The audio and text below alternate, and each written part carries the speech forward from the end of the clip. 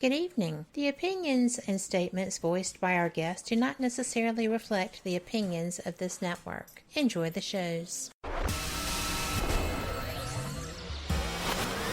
You are listening to WBHM Digital Broadcasting, Birmingham, Alabama.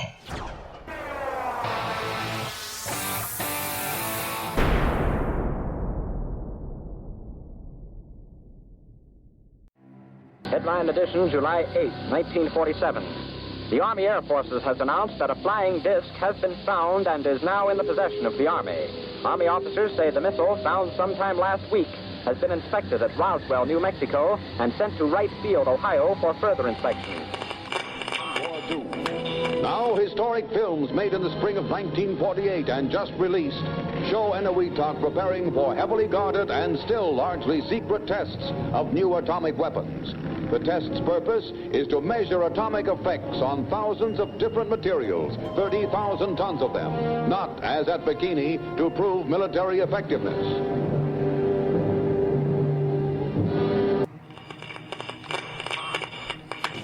San Francisco police say that 9 persons have been arrested in a narcotics raid on the headquarters of the Grateful Dead, a widely popular singing group. 2 members of the group, Rod McKernan and Robert Weir, and their business manager, Danny Rifkin, have been booked on suspicion of possessing narcotics. 3, 2, 1, 0. All engine running. Liftoff. We have a liftoff. 32 minutes past the hour. Liftoff on Apollo 11. Tower cleared. Here we got a roll program. Neil Armstrong reporting the roll and pitch program, which puts Apollo 11 on a proper heading. I'm going to step off the limb now. That's one small step for man, one giant leap for mankind. Well, strange lights are causing a viral buzz on YouTube. Could we have caught extraterrestrial activity on a recent newscast? Brandon Arroyo investigates. As the newscast ended, the controversy began back on September 26th. What is that light shining in the back of the dark night sky?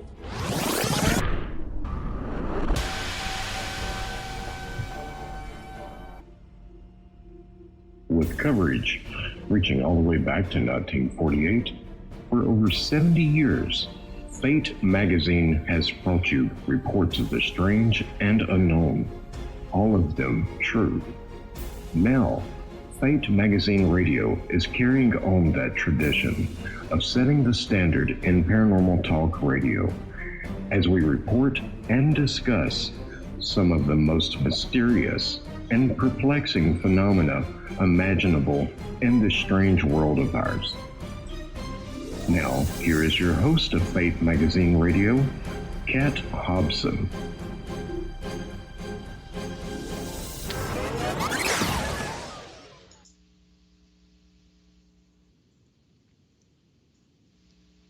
Good evening. Welcome to WBHM Digital Broadcasting out of Birmingham, Alabama. I am Kat Hobson, and I am your host. I'm so glad that you are here. We have a really fantastic show lined up for tonight. I was very fortunate to be able to get to talk with someone that I enjoy greatly. He's witty. He's funny. He is absolutely just a delight. He writes books that are scary because I like going in the water. And, you know, sometimes you just have to take that with your friendships because it's just so much fun. And I absolutely don't mind as long as I'm not the one getting chomped on, right? So I just am absolutely thrilled to welcome someone. I know most of you have probably already read some of his work. He is he is an award-winning author, for one thing. He is an Amazon bestseller. He writes Amazon bestsellers. He is one of the people who you see that's winning the book awards, the book of the year, you name it. I'm sure there's more that he just hasn't told me about yet. He is quite a fisherman. He's a world record holding angler. He is one of the most diverse people that you'll run across. He is, he's just fascinating, quite honestly. So I just have to say that I am thrilled. I am going to, before I bring you on, tell people that he is actually known as the Prince of Paleofiction. So if you have ever read a Kronos Rising book, he wrote it. And Max, I am so excited to have you on with me. Thank you so much. Oh, it is absolutely my pleasure, Kat. I'm very happy to be on with you. Well, it's been a hot minute since we spoke. And I love that term, by the way. Well, it kind of is what it is. And I'm sorry, go ahead. That's okay. I was just going to say, and that's fine. It's been a year. Oh my God, has it really? It has. When I went to open up the chat to make sure that, you were still there and you hadn't disappeared me, I was just shocked when it said, you spoke a year ago. And I was like, there is no way. No way. Because I feel like, on Skype, we talk on Messenger and stuff periodically. But I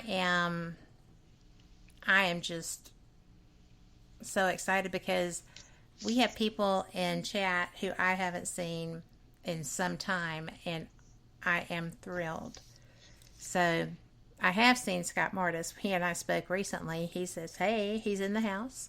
But Suadon is in chat, and I love me some Suadon. So, and I never say that right, and he, I'm sure, will correct me gracefully. But, I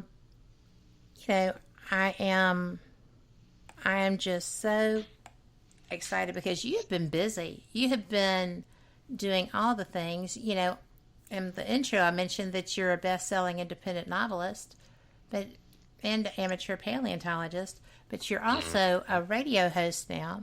You're a voting member of the Authors Guild. I did mention that you're a world record-holding angler, and you're also, you do all these things. You're archery, fishing, boating, boxing, and you're a conservationist. You collect fossils and antiquities. All that downtime you have, you must really get a lot of rest. Yeah, about 3 hours a night. I don't know. That's when the cats aren't sleeping in the bed with me, mind you. I love the tales about your cats. For those that don't know, he has Siberian forest cats who are probably gigantic balls of fluff. Yes. What possessed you to go with Siberian forest cats? Out of curiosity. Well, technically, Mace and Olaf. Mace is the older cat. He's like 2, and Olaf is 10 months old now. He's still a kitten. They're actually both my daughter Ava's cats. So I don't want to take credit, have her coming after me. Hey, you said they were your cats or anything like that. But well, they're your toes, right? Oh, well, Yeah, I've been trying to. The little one, he ain't little anymore, but I've been trying to encourage him to stop, with the whole ankle attacks, playing around and stuff, because he doesn't have Mace's self-control.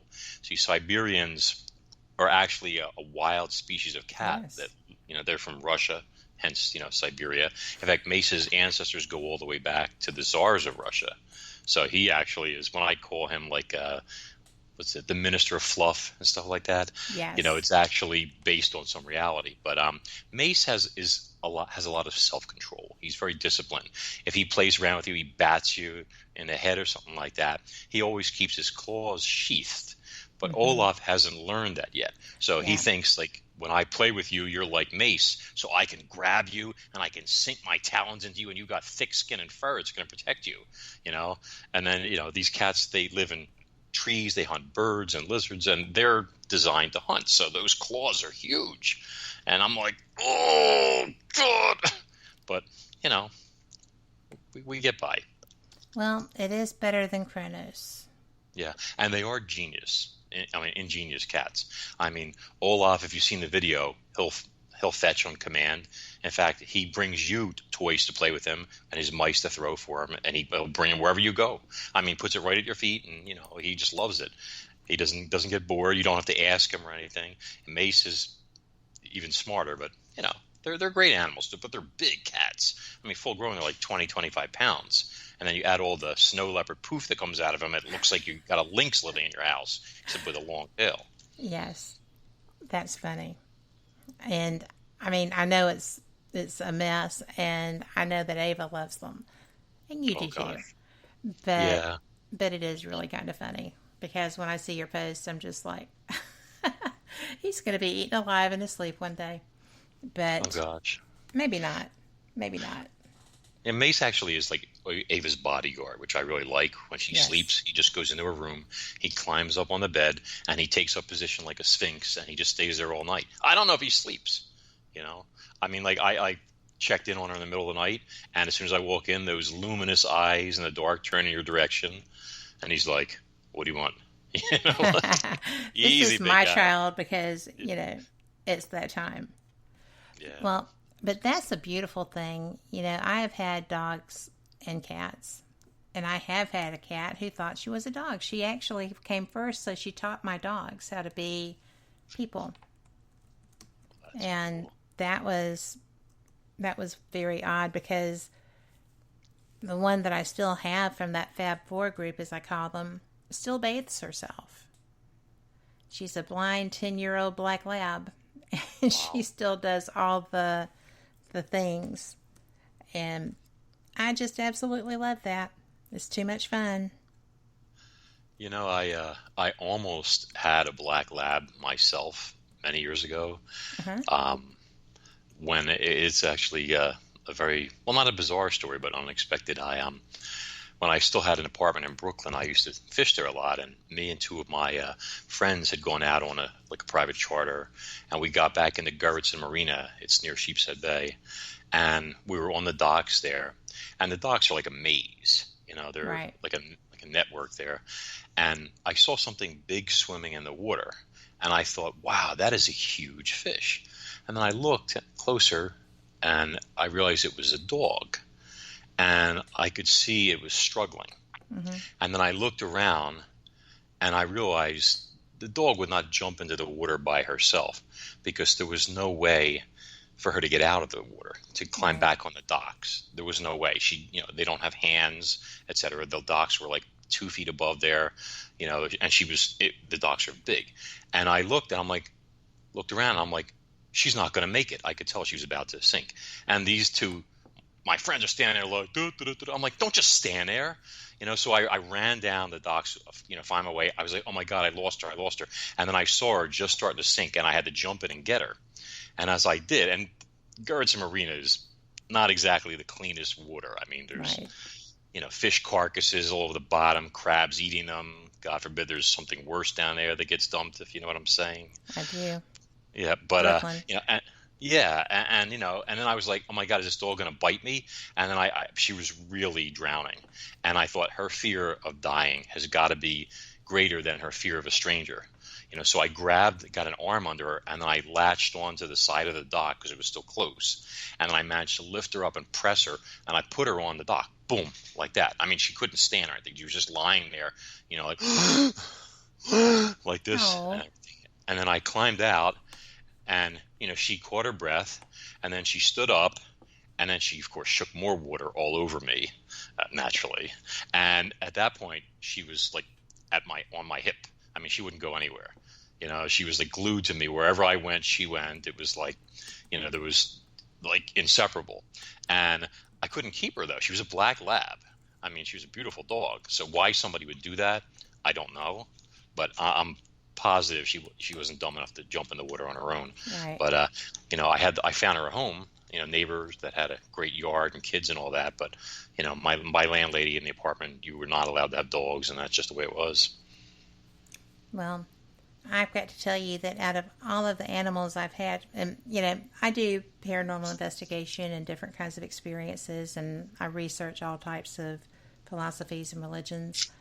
And my husband, who didn't believe in anything paranormal, when he met Kylie, He says, you know what? That dog was Mother Teresa in another life. There's no way she's really a dog.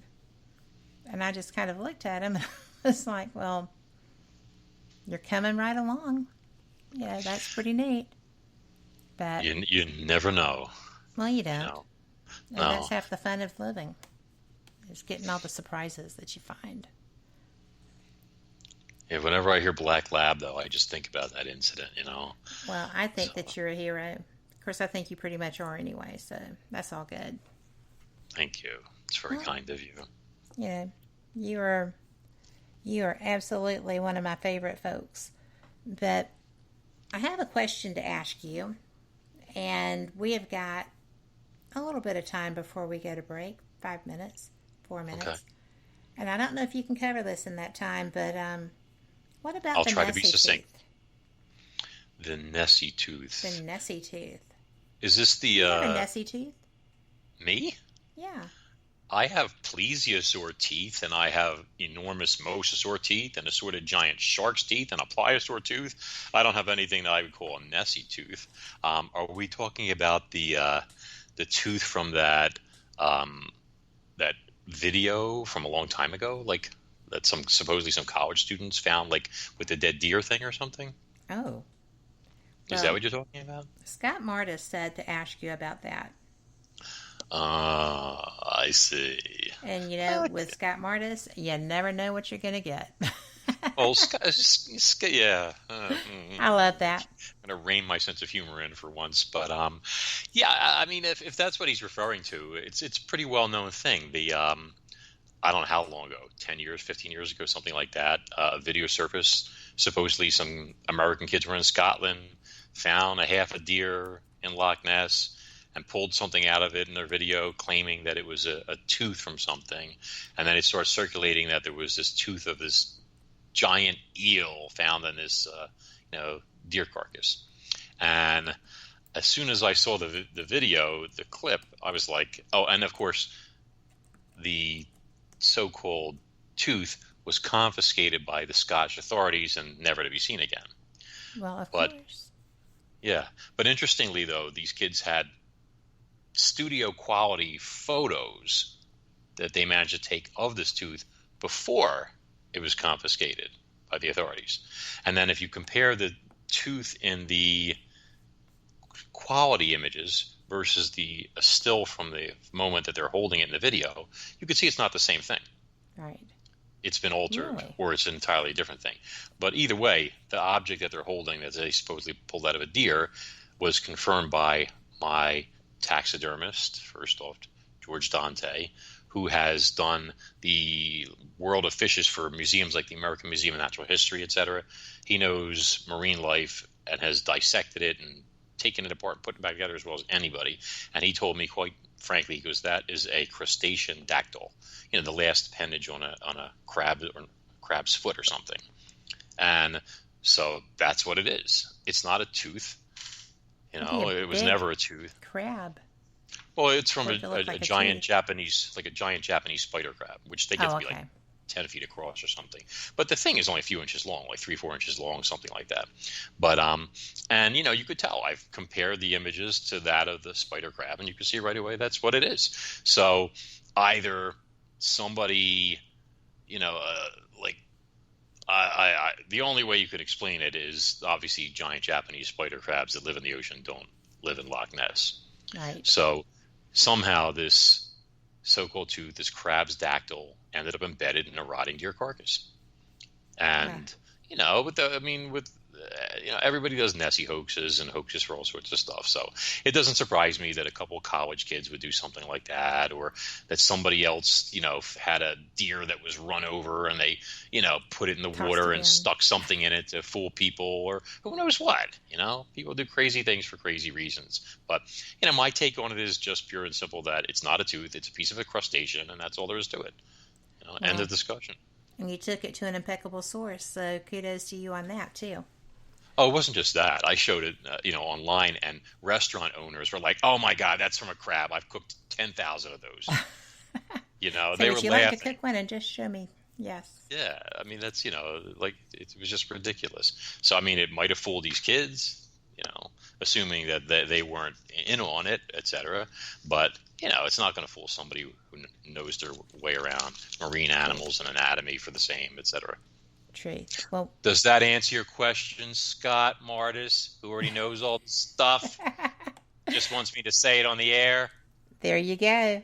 Well, I'll tell you what, and I didn't even announce the contest yet. So we are going to go to our first break. We will be right back. Thank y'all so much for being here, and y'all come back.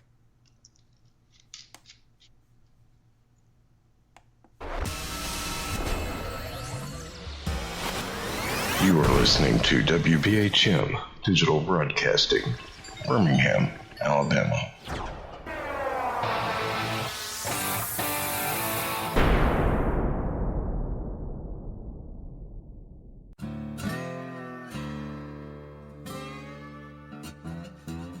Oh, come on. I'm Southern, but...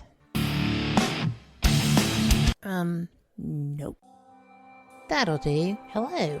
I am Kat Hobson, host of Paranormal Experience here on WBHM Digital Broadcasting out of Birmingham, Alabama. I enjoy having guests from all areas of the paranormal, from ghosts to ufology to cryptids and beyond. You'll find some of the best researchers in their fields bringing you some great information. Join me on Wednesday nights from 8 to 10 p. Eastern here on WBHM Digital Broadcasting.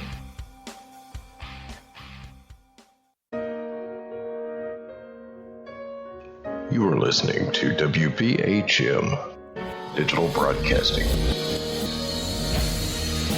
the best in paranormal talk radio.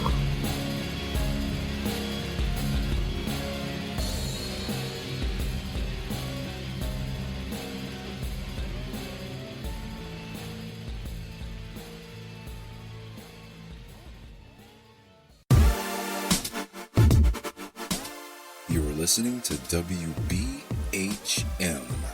Digital Broadcasting, the best in paranormal talk, only on Paranormal Experienced Radio, broadcasting live out of Birmingham, Alabama. Since 1948, Fate magazine has brought you reports of the strange and unknown, all of them true. Fate Radio is carrying on that tradition, bringing you the unusual, macabre, strange, and bizarre. Join host Kat Hobson Sunday nights from 8 to 10 p.m. Eastern on WBHM Digital Broadcasting.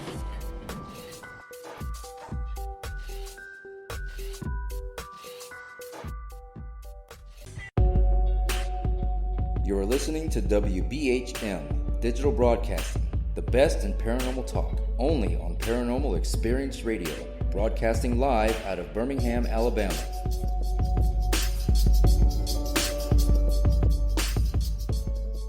The time is 23 minutes after the hour.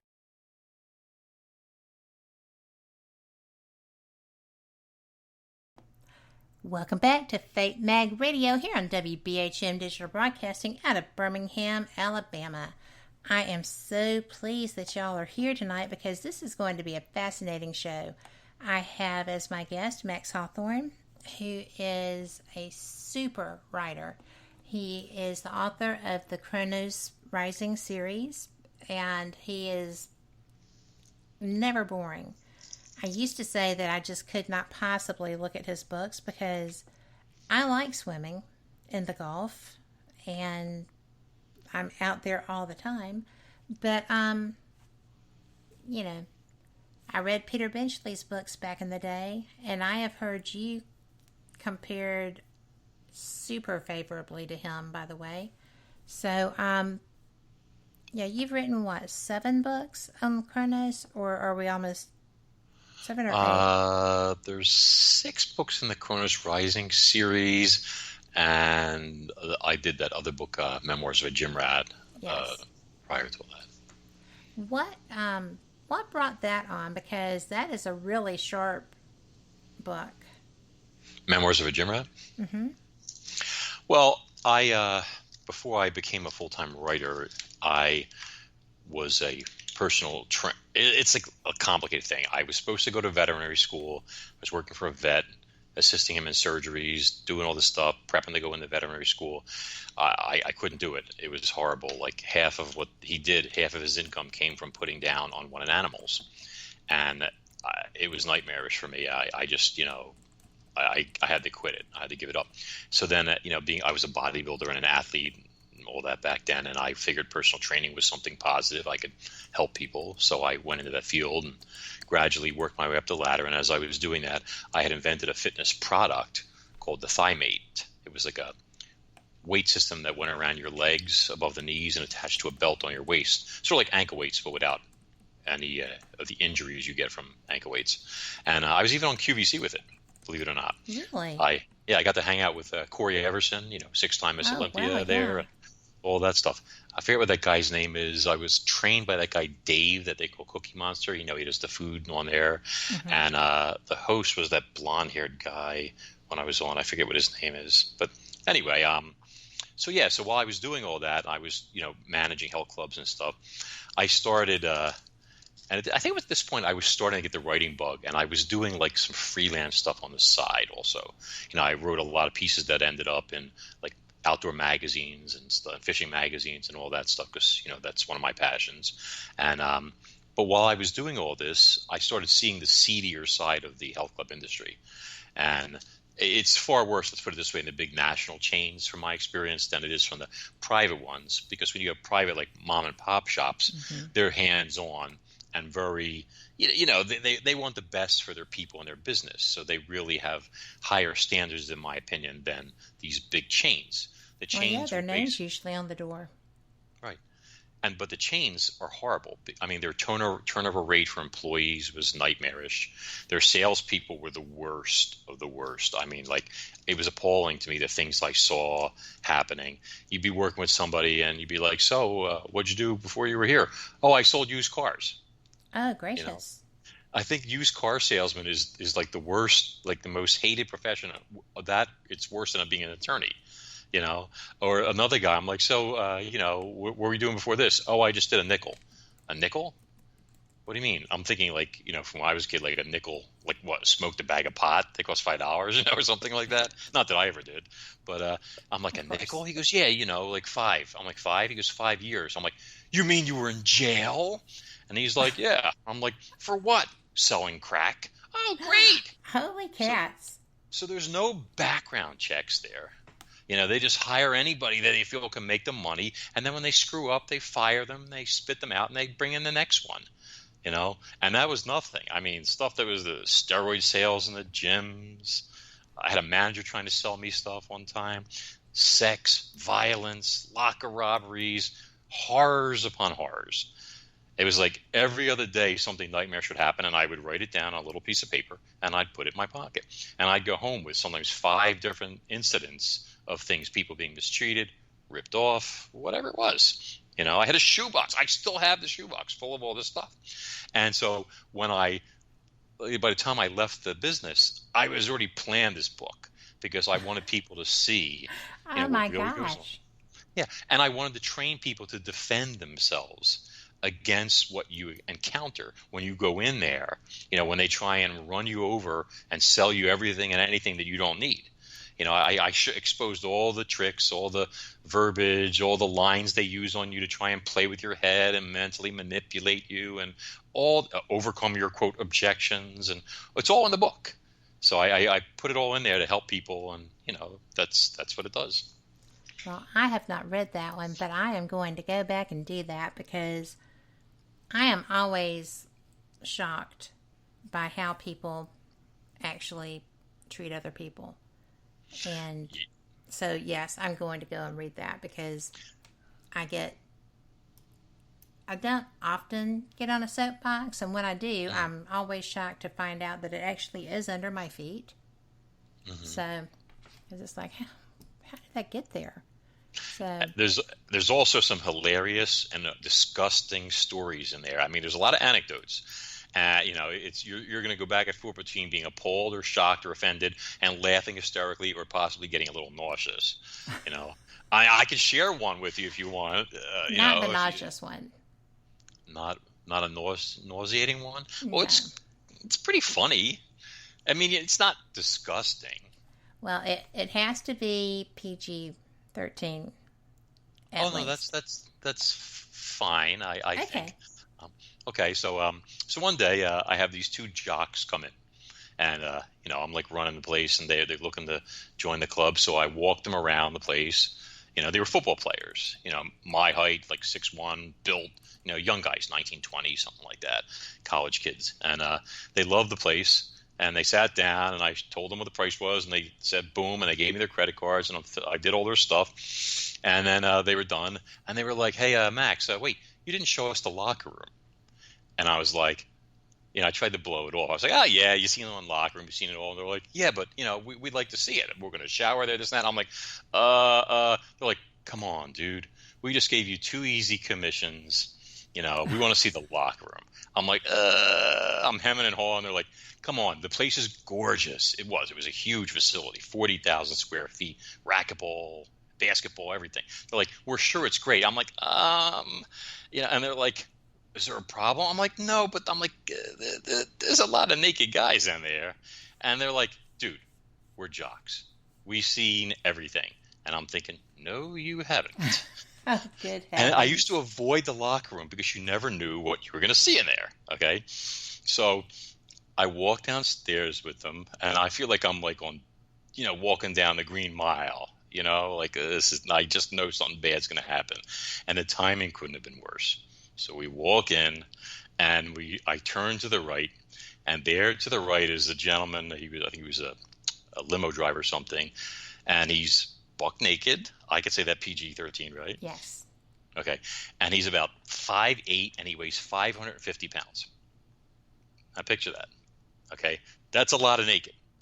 He's got his back to us, and he's flossing with a towel. One of the gym towels. One of the towels that you get as your service when you come in, that they hand you as you walk in. One of those towels, okay? Good heavens. Huh? I said, good heavens. Yes, and he's flossing with it. So then he sees us, and he's embarrassed. Oh, his back wasn't turned to us at this point. He was facing us because he was worried we could see his, stuff. Okay, so he turns his back to us, and he shows us his butts. And I say butts because there were 3 giant stacked cheeks sets, one atop the other. Understand? And I was like... There wasn't much room for them. Yeah, so I was like horrified, and I turned to the left to escape this sight, and there coming out of the men's steam room was another gentleman. Now, he was about my height, about 6 foot, also obviously buck naked, and he was only about 350 pounds. But he had these giant awnings of fat just hanging loose like we are going to get in so much trouble talking about fat. Oh, okay. But yeah, that COVID weight gain, people are going to be sensitive about that. But Okay. I do understand because that's an unexpected experience. It was. So we turned and we walked out there, and I was just like, I couldn't even walk, and my legs were stiff because I was like, oh my God, they're going to cancel. That's it. They're done for, whatever. And one of them puts his hand on my shoulder, and he said to me, Max, you were right. There are certain things in this life that I'm just not meant to see. And that was 2 of them. We'll change in our car. And that was what happened. Right. Well, there you go. So they were flexible. Yes. Now, see, you thought the worst, and it turned out not to be so bad. It's better in the book. I know it is. But people act a lot differently, I think, in public when it's not their equipment and not their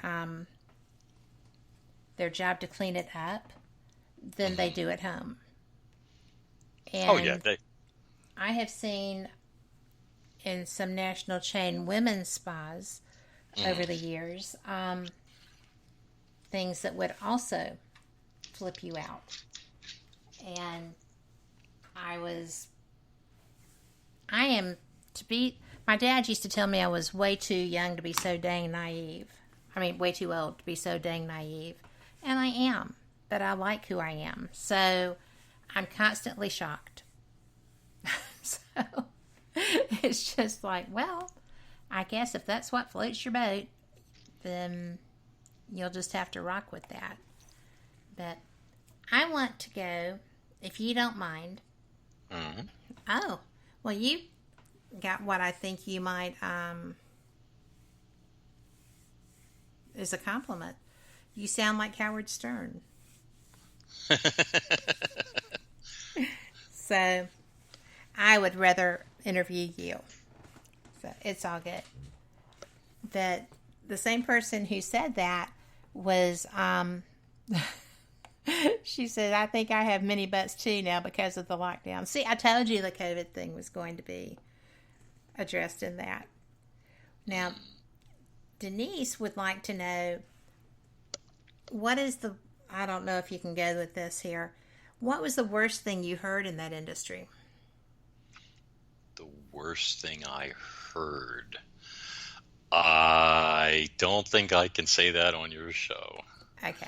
Honestly. But I mean, I will give you just an example showing you how mercenary these large companies are. Because as a manager for one of their facilities, I had to go through managerial training. Mm-hmm. And one of the classes, I had to attend this class, I believe it was called Creative Development. And that sounds very, I don't know, professional, right? Well, Creative Development class is for managers, and what they do in that class is they train you how to fire your employees so they cannot collect unemployment benefits. I have been through that training. Yes, an actual class. Okay, processes, how we get them, how we fire them, how we make sure that they're not coming back, how we make sure they can't get unemployment. All this, an actual class to screw people, and not people that deserve to be fired. Right. Just, you don't like somebody disagrees with you, whatever it is, you want to get rid of them. They want to train you how to get rid of people, how to fire them so they can't get their unemployment benefits that they pay for out of their own checks. Exactly. Okay. And that's pretty scummy in my opinion. That is so scummy. I have never, when I went through that training, I worked for a large corporation. And it was just ridiculous. And I signed up thinking, oh, look, here's more training, because I take all the training I can get no matter where I'm working if they want to do that. But the consensus in chat is that sucks completely. So we're all in agreement.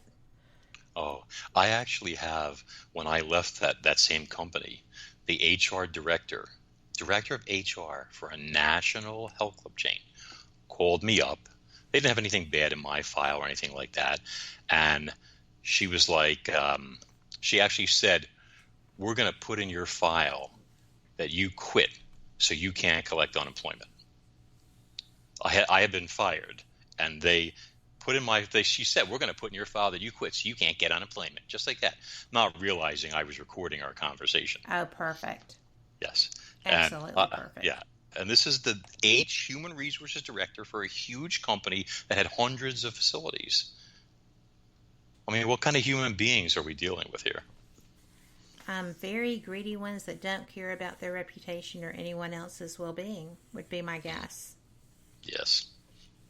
But I can't tell you the worst thing I heard there because, the language, the stuff. Well, thank you very much for being straight up about that. Yeah, I couldn't even clean it up in a way that would not be offensive. So I guess you're going to have to hit Amazon up and get Memoirs of a Gym Rat. Oh, the Audible version is hilarious. I don't doubt that.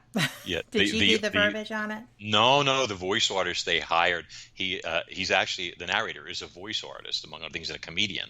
And the nuances, his tonality, I mean, I cried laughing. He told the stories better than I could tell them. Oh, my gosh. Yep. Well, that's really, cool. I mean, you go get a free sample on there. They give you a free sample to listen to. And right away, you'll be like, the guy's hysterical. He's great. Well, I've always wanted to do that secretly. So, you have got so many champions in the Spreaker chat right now that are just like, oh, holy cow, lawsuit right there. So we have 2 chat rooms. The one at Fate Mag Radio also feeds on WBHM-DB.com. So it is cool. And if you're not in chat, you need to go there because, Fate Magazine has been around for 72 years and there's so much. You can check out everything at fatemag.com. So you can even re-up your subscriptions or do any of the things, check out the articles, get backlog, archives, all of that. So you should be checking that out. Well, I would like to start with a question as far as the marine animals. I know we've only got a couple of minutes in this, but I was in an inflatable kayak on the Gulf, which I know is stupid, and that just simply makes you bait. And I had seen a really huge bull shark go by. It's the biggest dorsal I'd ever seen, but which is good, but I haven't seen that many. What are those animals prone to just cruise the same area? Because I know some of them stay at the pier where people fish and toss chum. I know they're everywhere, but are they territorial? I think that sharks, I haven't done extensive research, honestly, into territoriality, but I do know that some great whites have a pecking order based on size, and they tend to establish territories for themselves, and larger ones have larger territories, etc. And if a bigger fish moves out into another, like overlaps a smaller fish's territory, he will take it over. That fish gets displaced, has to go elsewhere. I put out a theory that when we had, like a year or two back, all these great whites showing up practically in the surf in California, it was happening shortly after white sharks were going on a slaughter fest off of South Africa and a few other places and orcas were killing great whites left and right for their livers. It was in the news over and over again. And it's known that, like from the Farallones, for example, if killer whales kill a white shark there, every shark in the vicinity, they would track them. They dove to like 1,500 feet and swam all the way to Hawaii to escape their natural predators. So it wouldn't surprise me that orcas doing so much damage pushed a lot of larger sharks away and then forced younger ones closer to shore where they were dangerously close to people. Right. But, bull sharks are no joke. They're much more aggressive than white sharks, much more prone to attack. They are very aggressive. Yeah. And they are relentless. A lot of white shark bites are by mistake. But a bull shark, if it just decides you're prey, it tends to keep coming. Yes. We had a high school principal training for a triathlon bump into one between the sandbars, and he lost his arm and was lucky he got away.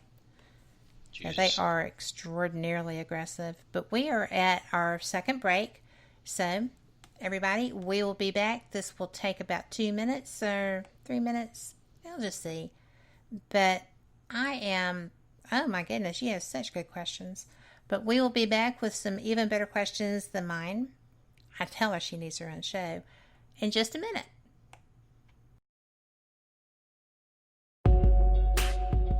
You're listening to WBHM Digital Broadcasting, the best in paranormal talk, only on Paranormal Experience Radio, broadcasting live out of Birmingham, Alabama.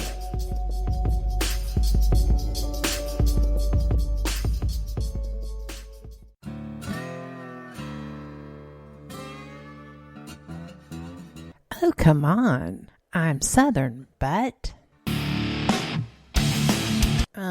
Nope. That'll do. Hello. I am Kat Hobson, host of Paranormal Experience here on WBHM Digital Broadcasting out of Birmingham, Alabama. I enjoy having guests from all areas of the paranormal, from ghosts to ufology to cryptids and beyond. You'll find some of the best researchers in their fields bringing you some great information. Join me on Wednesday nights from 8 to 10 p. Eastern here on WBHM Digital Broadcasting. Since 1948, Fate magazine has brought you reports of the strange and unknown, all of them true.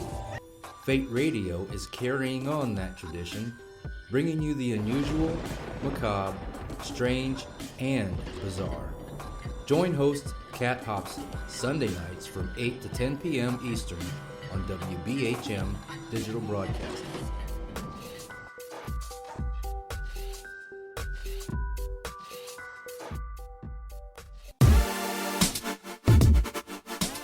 You're listening to WBHM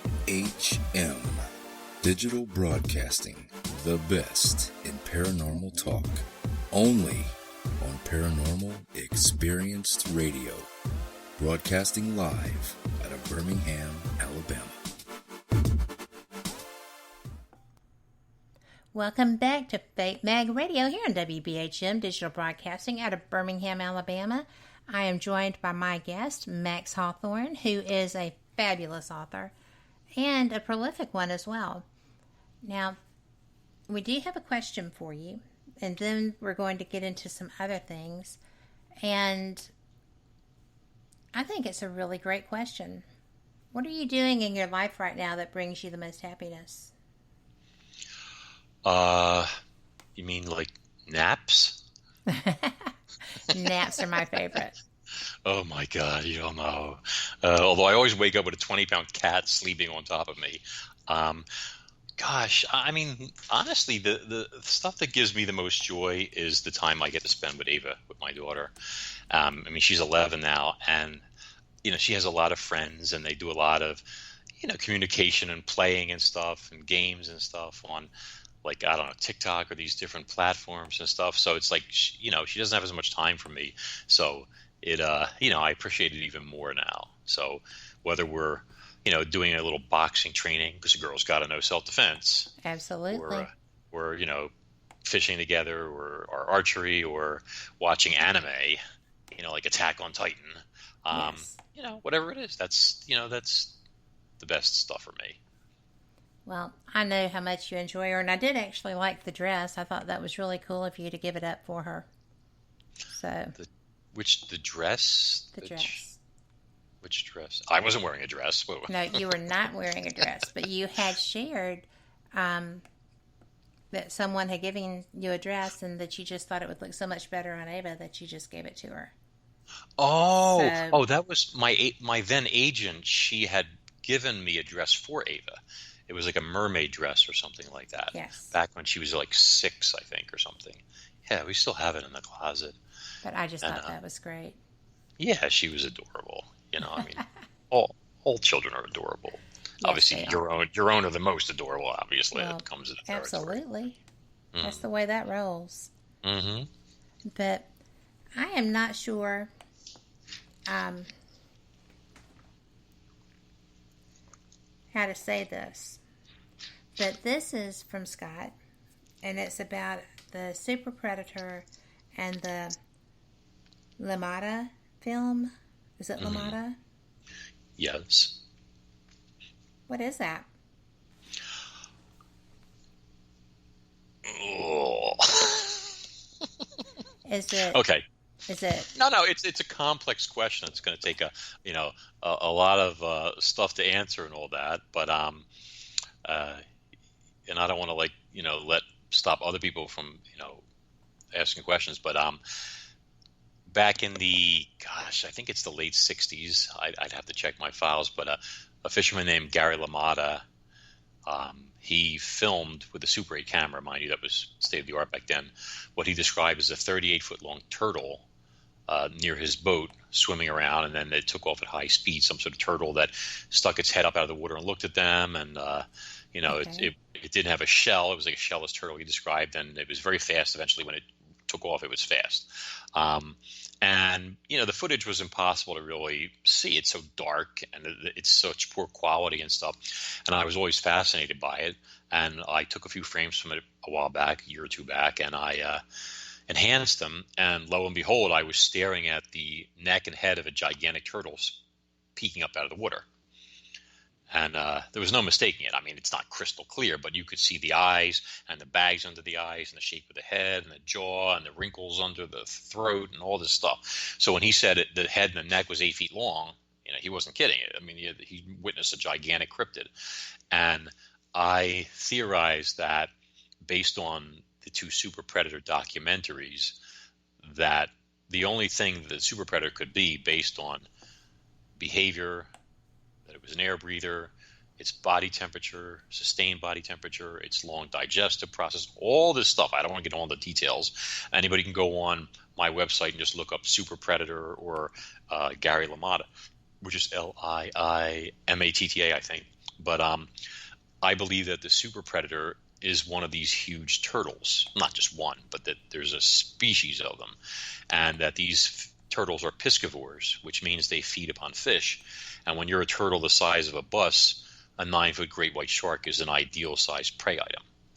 So wow. I believe that the Shark Alpha, as she was named back, from the documentaries, was attacked by this creature more than once. They didn't even cover this in the documentaries. When you look at the satellite tracking data stills from it, and I put a still on my site, you can see that her behavior is typical great white behavior. She goes near the surface and down a few hundred feet, back and forth. But 2 times before she was killed, she makes these extreme dives going down over 1,000 feet, 1,400 feet. And then a few days later, she dove all the way to like almost 1,800, 1,900 feet, and then she was grabbed. So I think that she saw this predator coming at her. Her instinct was to dive deep like she does to escape a killer whale. Mm-hmm. But what was after her was not an orca. It was capable of speed and diving deeper than orcas will dive. And on the 3rd time, it caught her. And she got consumed and swallowed. And, once the tracker tag showed that the data, once it was eaten, the predator went up and then stayed at the surface or the 300 feet for the next 8 days until the tag was excreted. And that behavior is like an orca, but its body temperature was 78 degrees, which is 20 degrees shy of an orca. So, it makes sense. I believe that the theories about it being a megalon are off base. It couldn't have been a cetacean. It was not another great white shark. None of the data matches. The only thing that matches is some sort of reptile. And a leatherback turtle has the exact body temperature differential, but obviously leatherbacks don't eat 9-foot great white sharks, more the opposite. Right. So my theory is, and all the evidence pointing in that direction, is there's a species of enormous turtle out there that is a fast-swimming predator that feeds on fish and ate that great white shark. And Gary's footage is basically proof of it. So that's astounding. Yeah. You wouldn't want to be in the water with an inflatable kayak with that thing either. No, well, I didn't want to be with the shark that I had seen because, it was just one of those moments where you're not fully using all your cylinders. Mm-hmm. And I was just kind of sitting there having a good moment. And, I'd been sitting there watching the water and I saw the shark go by and I thought, ooh, that's a big shark. Mm-hmm. So, then my friend and her brother came down and they had this inflatable kayak and I was like, I would love to try that. Well, then the wind picked up. I couldn't get in. I was almost out at, as far as the pier was long. And I thought, oh, this was such a bad decision. Who knew the wind was going to change? And I do remember what I saw earlier. And I really need to get back to land. But I didn't want to be making a whole bunch of, activity on top of the water. Excessive splashing. So, yeah. Raise the dinner bell. Yes. So I just hope that people were chumming pretty well down at the pier and that I would be able to get back in before that happened. And I wound up about 3/4 of a mile down the beach. And I didn't mind a bit walking back. So, I bet. Thank you. You're like kissing the sand. Yeah. Land. I love you, land. Exactly. And I didn't tell my husband about that for a couple of years. But, they don't have to be, monster creatures to be deadly. But with the concept of your Kronos rising bugs, it is completely a monster in size and, in my opinion, I know that the covers are indicative. I love your first cover, where she's like swimming and there it is, It's like, oh, this Is that is that the one with the pliosaur with the open jaws that's about to swallow the diver? Yes. Oh yeah. Yes, that book cover, and I'm going to tell you, and y'all have to check this out on Amazon, because you can either look Amazon up under Max Hawthorne, or you can look it up under Kronos Rising series. It is some of the most beautiful artwork that you have seen on these covers. Do you do that? Who does those? The big books are done by Davide Bonadonna, who is a pretty famous paleo artist from Italy. He painted Cronus Rising, and he did the cover for Cronus Rising Kraken Volume 1. I actually made the cover for Kraken 2 with the big shark fin. Did you? Yeah, okay. you know. Well, shucks. It's kind of complicated why that happened. And then the last one with the giant octopus with the eye and the girl swimming in front of the eye and stuff, that was another of Davide's paintings. You know, if you look close, there's an Easter egg in the painting, which a lot of people haven't noticed. But if you look closely at the octopus's eye, there's a reflection there. And it tells you something. It's like a little mini spoiler about something from the book. Oh, wow. Well, you know what I'm going to be doing during the breaks? That actually I've decided that I'm going to have to read the full series, so I'm going to start at the beginning instead of just, hit and miss like I do. But oh, you want to read them in order because the Kraken. I'm sorry. Go ahead. It's not logical if you don't. It's not just that; they're all connected. Like the Cronus Rising book is like Alien, the movie Alien, and from there it sets the stage, creates the universe, the creatures, and all this stuff. And then Aliens takes it, many years later, obviously, to a whole other level. And that's kind of what happened with the series. I introduced the first book, and then I did a 30-year time jump. And then created this whole second universe to go with that, changing the planet actually with marine dinosaurs all over the place in the water, etc. But they're all kind of connected. The characters from book 1 carry over into book 2, and the Kraken books are literally like one up against the next. There's no it's one giant story, even though each book is like 550 pages long. You read them nonstop. It's just one continuous story for the Kraken series of Cronus Rising. So, wow. And thank God it's done, because I left people with cliffhangers and an unfinished business, and I would get like these harassing emails and messages. And I walked into my physical therapist's place one time, and the guy was working on this young lady, and they see me, and he said, "Hi, hey Max," and then I hear her turn to him, and she goes, "Is that him?" Like that. That's never a good thing. When somebody says, that phrase. Yeah, "Is that him?" Like that. Okay, just the tonality and stuff. And then I had to hear this whole, this whole tirade about, you didn't finish the story, you left all these plot points and twists and left everything hanging. You didn't. You left me hanging. I want to know, when's the new book coming out? I had to start changing my therapy schedule to avoid her. Oh my goodness. Yeah, it was pretty hairy. That would be. Well, you know what? I am one of those people that if I am reading a series, I am into it. I have no sympathy if you left somebody hanging and they were suffering. Because I would not do it that way, though. Because that's just terrible. On one side, it's flattering because you've got a gripping story that people are really into. Yes. Especially Kraken Volume 2. I left people going, no! When they realized it was the last page, and everything. And oh my God. But at the same time, it is a series, yes. Volume 1, Volume 2, Volume 3, and these books take a while to write. They're not, they don't just materialize out of thin air. Yeah. 200,000 words doesn't just, you can't just snap your fingers and, especially quality stuff. And I'm not trying to brag. I really try and give everybody. Well, you do write well. Shucks. I know, right? I'm going to make you blush yet. Well, I already blushed twice, but nobody can see it, though, because it's the radio. So. Yep. Well, we are at the top of the hour, so this is our news break. And y'all know what I say.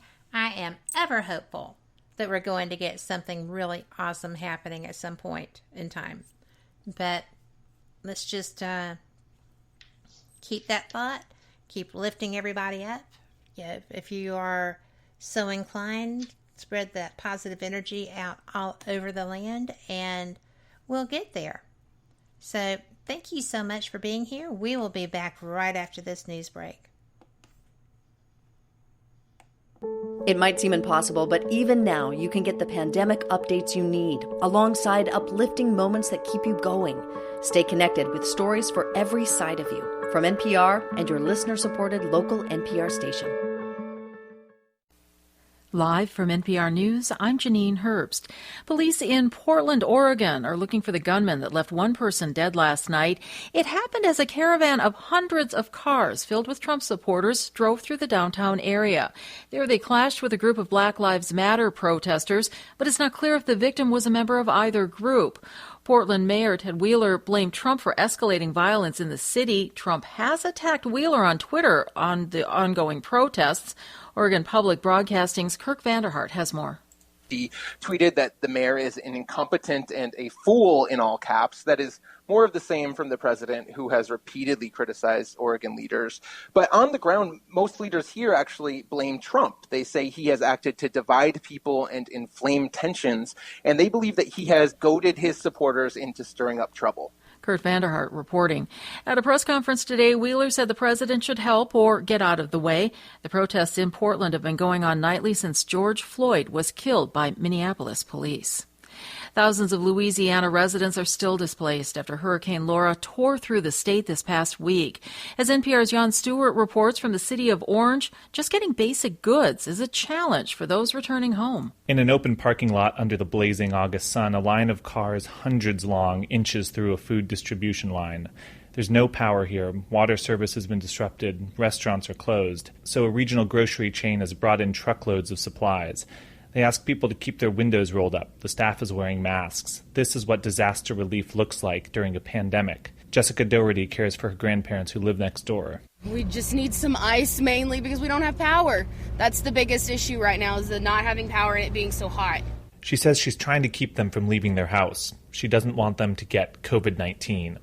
Jon Stewart, NPR News, Orange, Texas. At least 16 people died. Hundreds of thousands are without water and power. The government will release the August jobs report this week. NPR's Jim Zarroli reports that an improving labor picture could send the stock market to more record highs. The unemployment rate peaked at nearly 15% in April and has been coming down steadily each month since then. On Friday, the Labor Department will reveal what happened in August. New data about car sales, manufacturing, and construction spending will also be released. There have been signs of weakness in the job market lately. New unemployment claims topped 1 million again last week. Despite that, the stock market has been on a tear. The S&P 500 and the NASDAQ Composite Index have reached record highs, fueled by a select group of hot tech stocks. Jim Zarroli, NPR News. U.S. futures contracts are trading higher at this hour. The Dow futures contract up about 0.4%. You're listening to NPR News. The president's son-in-law and Mideast peace envoy, Jared Kushner, is in Jerusalem ahead of an unprecedented trip with Israeli officials to the United Arab Emirates. Israel and the Emirates have agreed to establish diplomatic relations. NPR's Daniel Estrin has more from Jerusalem. Kushner met Israeli Prime Minister Benjamin Netanyahu and said the U.S. brokered deal between Israel and the Emirates is a, quote, historic breakthrough for peace. Netanyahu argued if other Arab and Muslim countries established ties with Israel, the Palestinians would feel pressure to make a deal with Israel. On Monday, Kushner boards Israel's first publicly acknowledged flight to the Emirates. It's a government-chartered flight carrying Israeli and U.S. officials to meet with Emirati officials. They're expected to discuss starting regular flights between the two Mideast countries. Daniel Estrin, NPR News, Jerusalem. Because of Hurricane Laura, crude oil output in the Gulf of Mexico is still down 70%, or 1.29 million barrels a day. This as crews evacuated before the storm continue to return to offshore facilities. The Department of Interior says 139 drilling rigs were unmanned as of today, but that's down from the 310 that were evacuated. The Coast Guard says the ports of Houston, Texas City, Galveston, Freeport, and others resumed normal operations. But closer to the storm's landfall, the ports of Lake Charles and Cameron in Louisiana are still without power, and they are closed. Offshore Gulf of Mexico wells account for 17% of total crude oil production and 5% of total natural gas production. I'm Janine Herbst, and you're listening to NPR News. Welcome back to WBHM Digital Broadcasting out of Birmingham, Alabama. The time is 5 minutes after the hour. Welcome back to Fate Mag Radio, the online voice of Fate Magazine, here on WBHM Digital Broadcasting out of Birmingham, Alabama. I am Kat Hobson, your host, or the voice of fate, if you will. I just love that. Somebody stuck that on me a while back, and I thought it was fun. But I did want to mention that if you missed hearing Phyllis Galdi of Fate Magazine, she is the owner and editor-in-chief and publisher.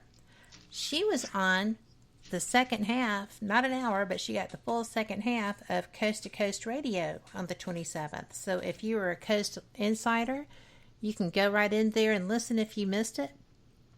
She's brilliant. And yeah, she's one of my favorite people because she's always genuine. She is so knowledgeable.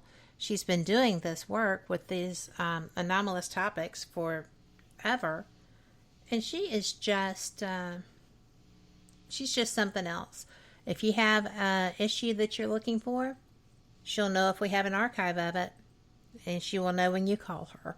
So I have had that happen with a guest I had who had something appear in one of our magazines and wasn't aware that it had been published, and the minute I mentioned it, Phyllis knew and got a copy or two out to her. So it's a great organization. I'm so proud to be part of it. And it brings me the opportunity to bring you special guests just like the one we have tonight. I have been so lucky to get to talk to Max in the past. I am loving it this time too. He is an absolute whiz at writing. I enjoy it so much. He is known as, I have to use this, I love this title, Prince of Paleofiction. And he's from Brooklyn. He has studied in Philadelphia, and he is the author of the award-winning Chronos Rising novel series that we were talking about, as well as Memoirs of a Gym Rat, which we were also talking about. He is, he's a radio host. He's a voting member of the Authors Guild. He is a world record-holding angler, and he is just pretty amazing. I tossed that world record angler in there for discussion about some of the things that we're going to talk about coming up. And I am just really, really thrilled to have you here, Max. I love talking with you. It's my privilege. Thank you. Well, we have questions, and I am going to let people know that Max is giving away a poster from his newest book. And it is going to be signed. And was it going to be to, how are you going to choose that person? Well, I think it's you're going to choose them. I would say whoever, any chat questions that are asked or answered or whatever, just, put those people's names in a hat and draw a lucky winner, or however you want to do it. Yeah. I it's a nice have poster. a hat. It's a, I use the cat to do it when I draw raffles and stuff. Yeah, whatever he claws out of something. But it's a gorgeous full color poster, 3 feet high by 24 inches. So it's inexpensive to frame. It's a standard size. It's the cover art from the new novel that came out last month, Cronus Rising Kraken Volume 3. And it's well, you already said it's a beautiful work of art. I was hard pressed to write a book that was as good as that cover. So, well, gave you a challenge though. Yes, definitely. Well, I am going to bring you these questions.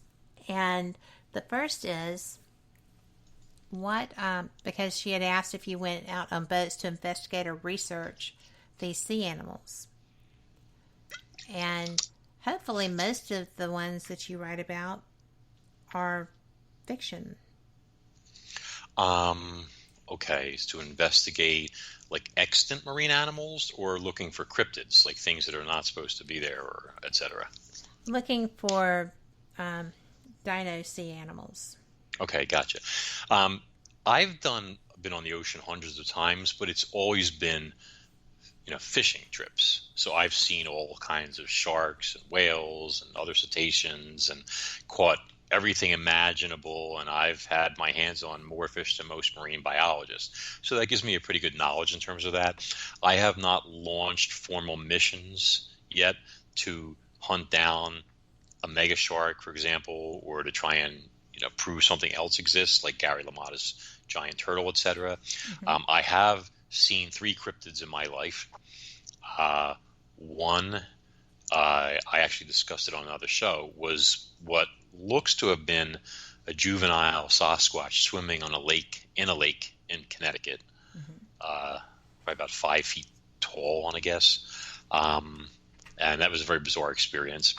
My daughter and I, in 2016, November 22nd exactly, in the dark driving home in a snow flurries, encountered a flying cryptid, which she thought, said was a fairy. It was a big fairy, 3 to 4 foot wingspan, let's put it that way, and it was not a pleasant looking creature, but it had dual dragonfly-like wings. Okay, so I've seen that up close, when I see close from like 20 feet away in my headlights. And when I was 19, I saw something in a cemetery that I will not talk about on the air that scared me more than anything I've ever seen in my life, and it's a miracle I wasn't killed that night. But my experiences on the water, like the only thing I've seen on the water that would be bizarre, but not hard to explain, was when I was giant grouper fishing one time. And I had, we were catching a lot of smaller grouper that day.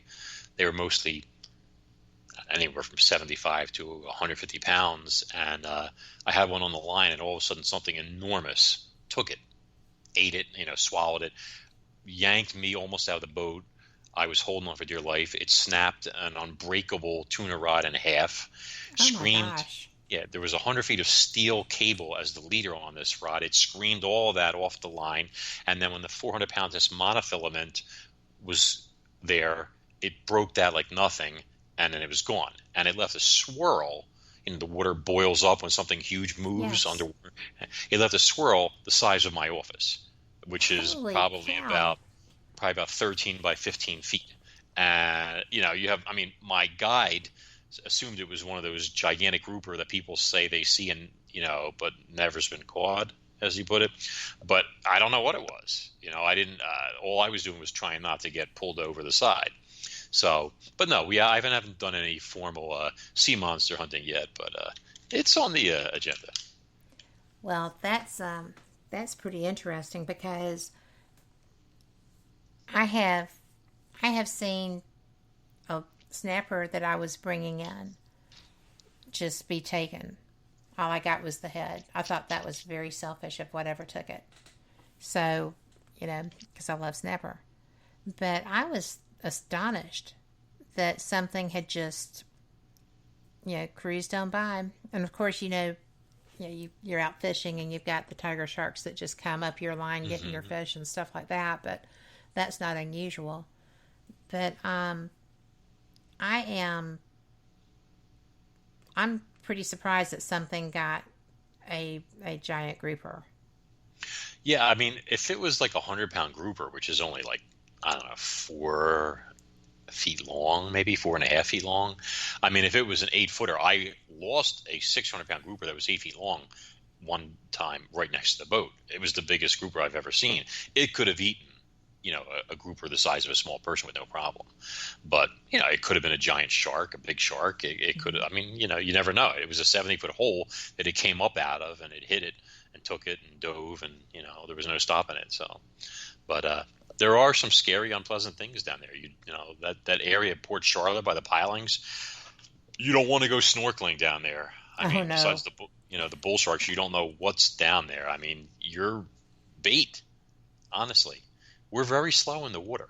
That's why my marine terror novels, as some people call them, even though they're really sci-fi thrillers, are very scary, because you take a human being who, even on land, we're not really super fast. In the water, I mean, how fast does the world's fastest Olympic swimmers go? Walking speed? Yeah, a not slow that jog? fast. Yeah. I mean, you've got orcas swim at 35 miles an hour. We're slugs, and we have no weapons. We don't have teeth. We don't have claws. We can't, breathe water. I mean, and you can't see it coming. No. So it's really a dangerous environment. You really have to take precautions. People are always laughing at me because I absolutely will not swim in a lake. Mm-hmm. I do not care for lake water. I don't like how the bottom feels. Mm-hmm. And I don't like the fact that here we have every kind of snake in the known to the U.S. is indigenous here that wants to kill you. So I walked, I drove into the area where my slough was, and out on the big rock in the middle of it was the biggest water moccasin I'd ever seen sunning. And I was like, I'm done. I'm not coming back to the lake. And my husband was, full of expectations of guys and dolls fishing tournaments, which we did, but it was just like, no. And, it's an interesting thing. We have a question that's, have you ever, I'm sure you have you heard of Chessie, the Chesapeake Bay monster? It was all over. She grew up in Baltimore, and Denise is very into learning, so I'm sure she knows a good bit about it too. But how does that compare to the Lake Champlain monster? Do you know? I have heard of Chessie, but I have not honestly read up on it. Uh-huh.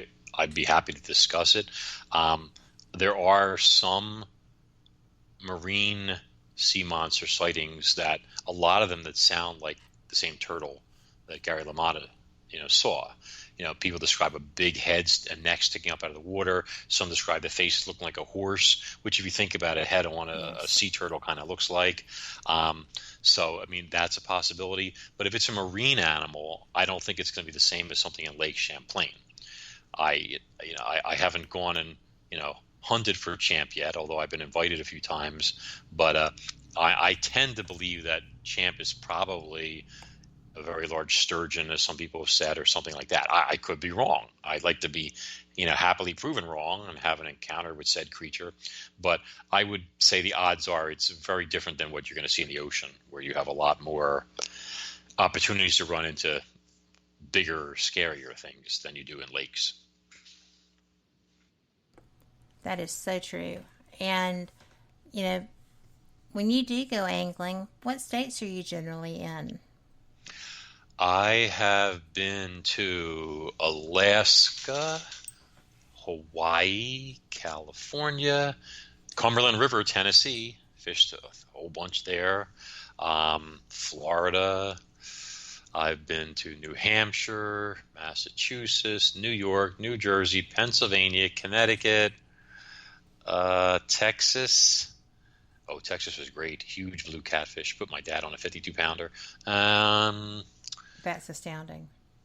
Yeah, he was yummy. 70, almost 80 at the time, actually. He almost got pulled in 3 times. I'd hold on to him. Yeah. I was like, oh, yeah, it's it. Come on now. Man up, come on. It's like, oh, That's I thought I was funny. going in. I'm like, you owe me your life, man. I see. I own you now. Yeah, really. I get everything I want from this point on, Dad. Yeah. Except, I paid for the trip, the charter, the restaurants, the hotel, everything. So, Yeah. He's like, yeah. Let me tell you where I want to go for dinner. You gotta love a dad. Yeah. Yeah. Well, we are almost at our break. I hate that time goes so fast. But Sherry says she just wanted to make sure if we ever get back to our beaches in Alabama again that we're okay. So, but if you'd been in Pensacola, that'd be right on our beaches. So you got to ask what towns. So but we will be right back. This is WBHM Digital Broadcasting, and it is also Fate Magazine Radio. Thank you so much for being here. I'm Kat. We will be right back.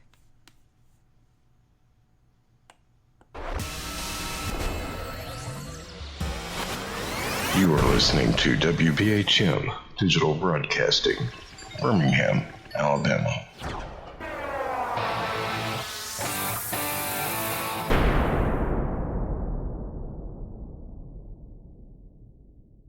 Thank you for listening to WBHM Digital Broadcasting out of Birmingham, Alabama. The time is 23 minutes after the hour.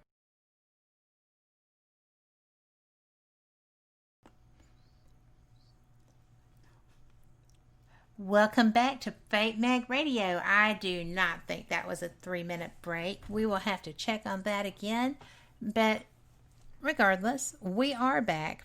And I just wanted to let everyone know that y'all are so lucky that I didn't have to open our mics just like boom, or y'all would have gotten a sing-along happening right here on Fate Mag Radio. So we are, again, just having a wonderful time with our guest, Max Hawthorne, who is the author of the award-winning Kronos Rising novel series, as well as Memoirs of a Gym Rat, which I'm buying as soon as we go off the air tonight.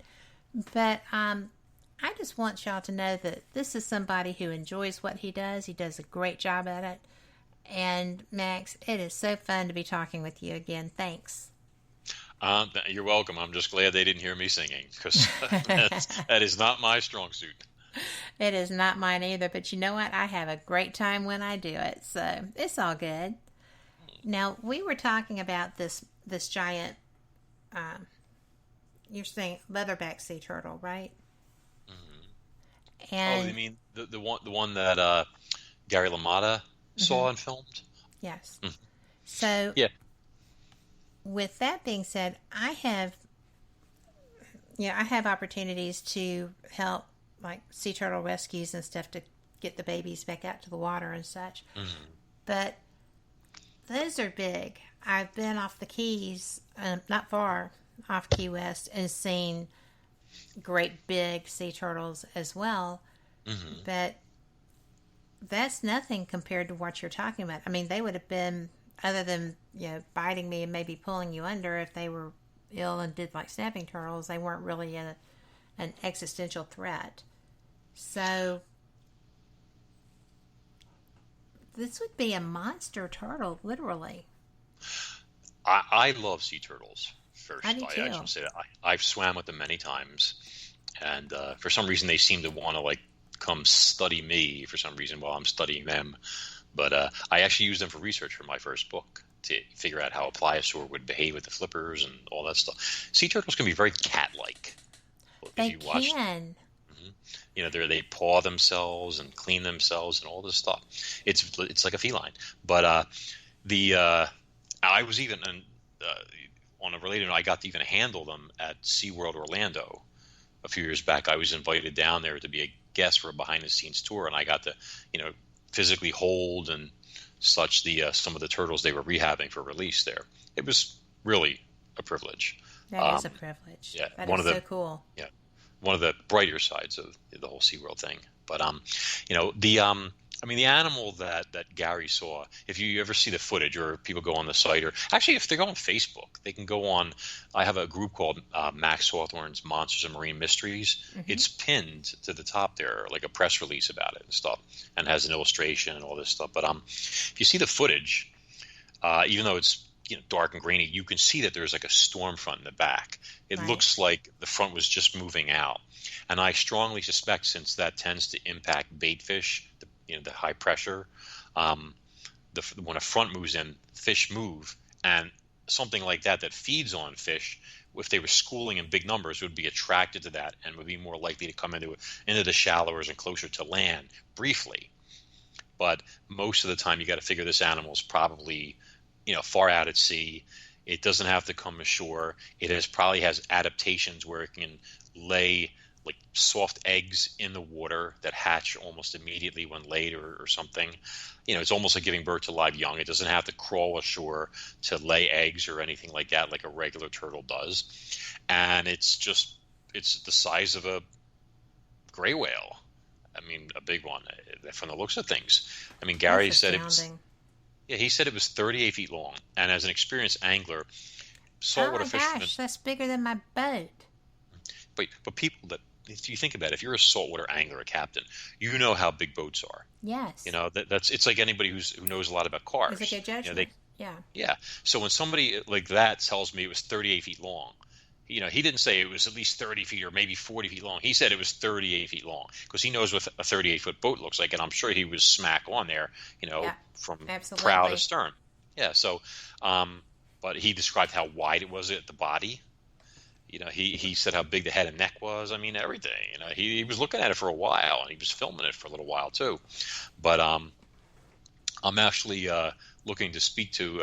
I found out who was with him on the boat, and he's still alive. Gary passed away a number of years ago, but I'm going to track him down and interview him. I want all the dirt. All the details that people forgot to ask that aren't experienced in boats and aren't experienced in marine life, to get all the subtle nuances and stuff that are missing from the story. But I'm sure an animal like that, if there was a way to get a good idea where it might be, etc., I could figure out how to bait it into a situation where we could hook it and tire it out enough to get it to the surface and get some good footage of it, maybe even a sample before cutting it loose. That would be so awesome. And dangerous. Well, if you're on the boat, it's a good thing. 20-ton turtles that eat great white sharks and get pissed off probably aren't the nicest creatures to deal with. But well, got to get a bigger boat.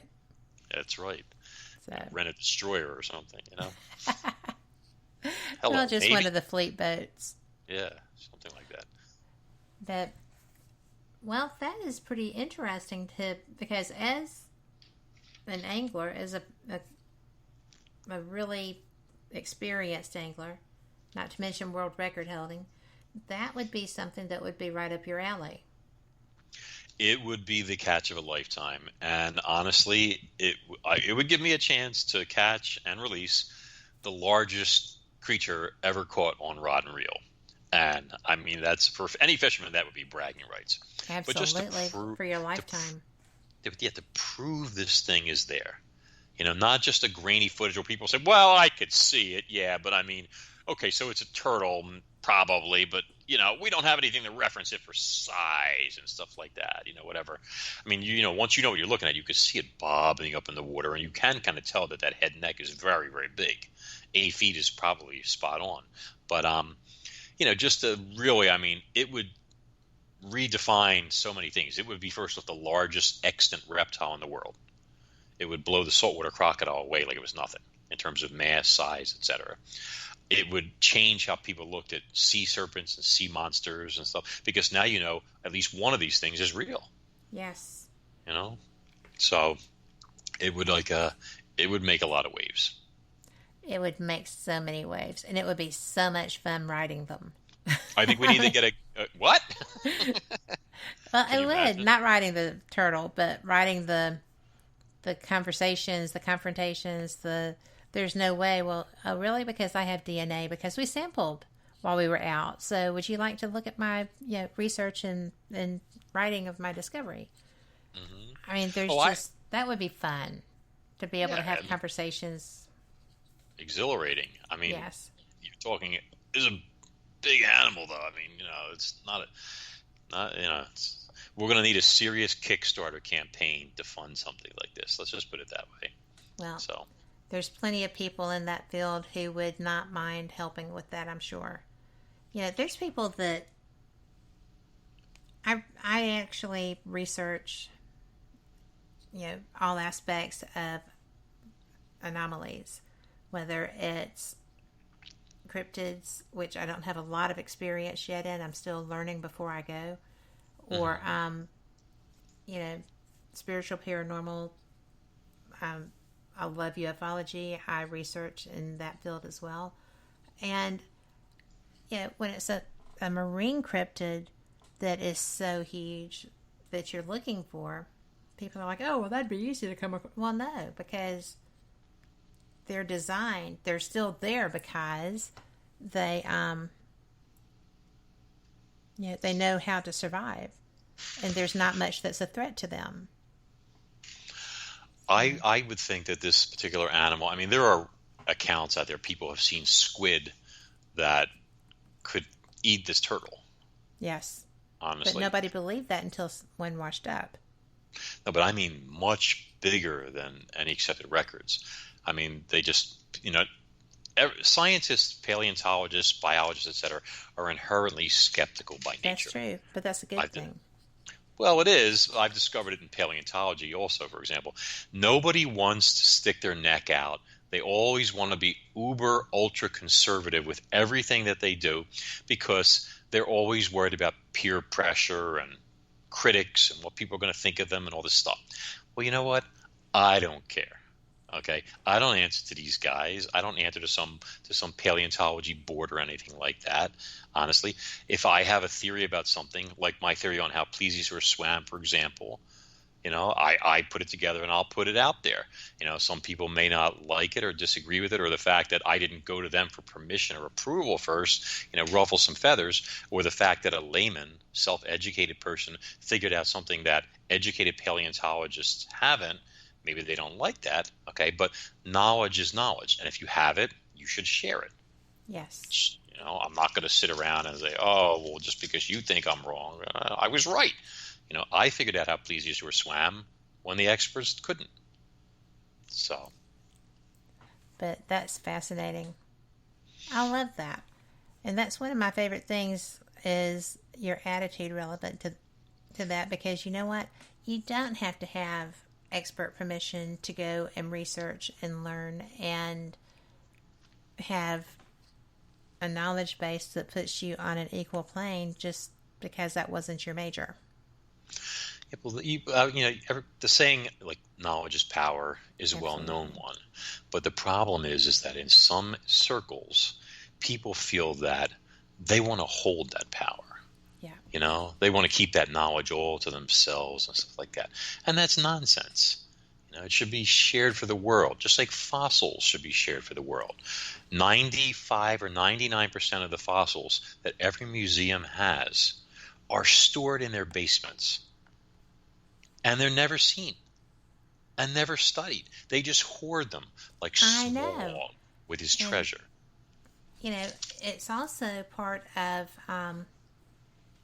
the reports of the giant bones that were found that went to the Smithsonian and no one ever saw them again. They just recently, like a year or two ago, announced that the largest land animal of all time, which they had been saying all along was Argentinosaurus, is now a different species of sauropod. Sauropods are the ones that look like brontosaurus with the long neck and the long tail, is actually a species called Barosaurus. And they found this out because they had a gigantic vertebrae in storage, and they were studying it, looking at it finally, and then they realized that it was from a Barosaurus. And it was so much bigger than any known vertebrae. When they scaled it up, they realized that it dwarfed every other specimen of every other sauropod. And that fossil had been stored there for, I think, like 50 years. So it's like there's so many fossils like that are just sitting around collecting dust, and nobody knows, species that aren't even documented. I mean, so many things. Because people want to hold on to it and forget about it or something. I mean, anything that you can learn, if you want to learn, if you have a passion for it, you should do. Absolutely. And if you have the market on being a place that can hold these specimen, I agree. You have an obligation to share it. I just can't imagine. I can't imagine because I see it. But, it's just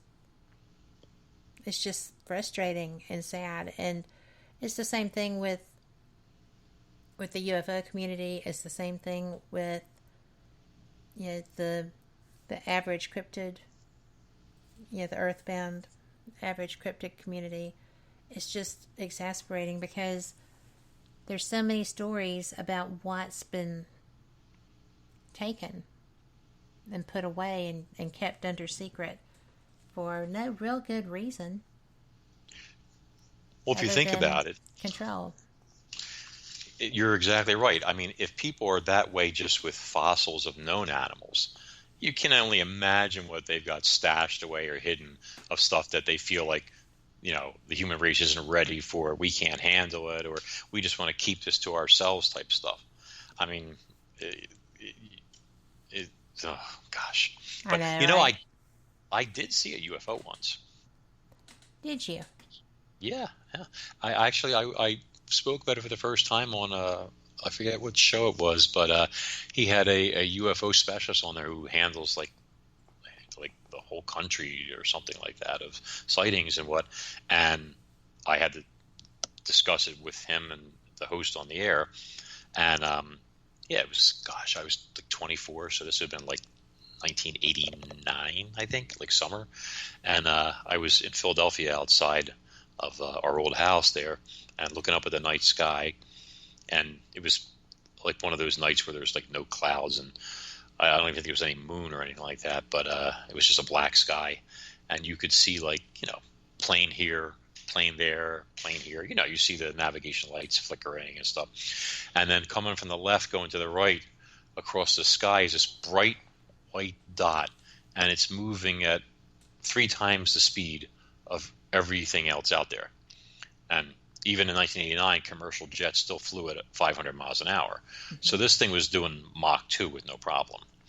And I saw it, and I was watching it because I thought, wow, I said, that's got to be a fighter jet. So I was interested, obviously. You don't see jet fighters too often, at least there. And I was watching it whole across the sky, and it was going and then all of a sudden it just reversed direction like when you play what's that that game we used to play when we were kids, oh my god, I haven't seen one of these games in so long. Is it a game that's like a board game, or is it a game that No. Play A loose? game in an arcade with the levers and a pinball. Sorry. Yeah. Wow. Too technologically, whatever. But when a pinball like ricochets or something like that.